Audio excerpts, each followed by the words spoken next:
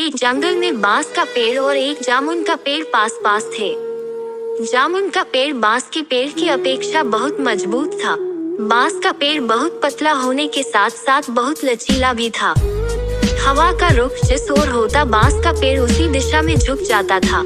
एक बार जामुन के पेड़ ने बांस के पेड़ का उपहास करते हुए कहा, तुम तो हवा की आज्ञा का हमेशा ही पालन करते हो। हवा की गति और दिशा के अनुसार ही हमेशा हिलते डुलते हो। मेरी तरह शान से सीधे क्यों नहीं खड़े हो? तुम भी हवा से कह दो कि उसकी आज्ञा का पालन नहीं कर सकते। तुम अपनी शक्ति का परिचय हवा को दो। इस संसार में बलवानों का ही चारों ओर बोलबाला है। बांस के पेड़ को जामुन के पेड़ की बातें अच्छी नहीं लगी, लेकिन बांस का पेड़ कुछ भी नहीं बोला और चुपचाप खड़ा रहा। यह देखकर जामुन का पेड़ क्रोधित होकर बोला, तुम मेरी बात का उत्तर क्यों नहीं देते? बांस के पेड़ ने कहा, तुम मेरी अपेक्षा मजबूत हो, मैं बहुत कमजोर हूँ, लेकिन मैं तुम्हें एक सलाह देता हूँ कि तेज हवा तुम्हारे लिए भी नुकसानदेह सिद्ध हो सकती है।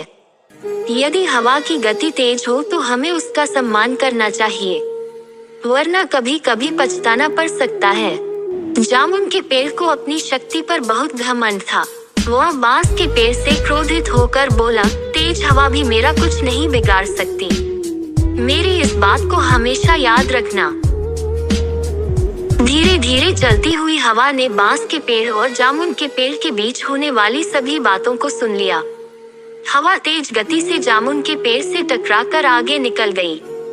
थोड़ी देर बाद हवा ने अपने अंदर कुछ शक्ति और समेटी और अपने को और भी गतिशील बना लिया। अब हवा एक तूफान के रूप में परिवर्तित हो गई। उस तेज हवा के टकराने से बांस का पेड़ लगभग पूरा झुक गया। वही हवा अब जामुन के पेड़ से दोबारा जाकर टकरा गई, लेकिन जामुन के पेड़ पर उस तेज हवा का कोई भी असर नहीं हुआ। वह उसी प्रकार पूर्ववत खड़ा रहा करके उन्हें कमजोर कर दिया। तूफानी हवाओं को जामुन के पेड़ की शाखाओं ने रोकने की भरपूर कोशिश की, लेकिन तेज हवाओं ने जामुन के पेड़ की शाखाओं को पीछे धकेल दिया। तेज हवाओं के कारण जामुन के पेड़ का संतुलन खो गया और जड़ों ने कमजोर होकर अपना स्थान छोड़ दिया। कुछ ही देर में वह जामुन का पेड़ जमीन पर गिर पड़ा। जामुन के पेड़ को धराशायी देखकर बांस का पेड़ बहुत दुखी हुआ। बांस का पेड़ सोचने लगा, यदि जामुन के पेड़ ने मेरी बात मानकर हवा का सम्मान किया होता तो आज उसका अंत नहीं होता। यह जामुन का पेड़ तो घमंडी था। शायद इसे नहीं मालूम था कि घमंडी का सिर हमेशा नीचा ही होता है।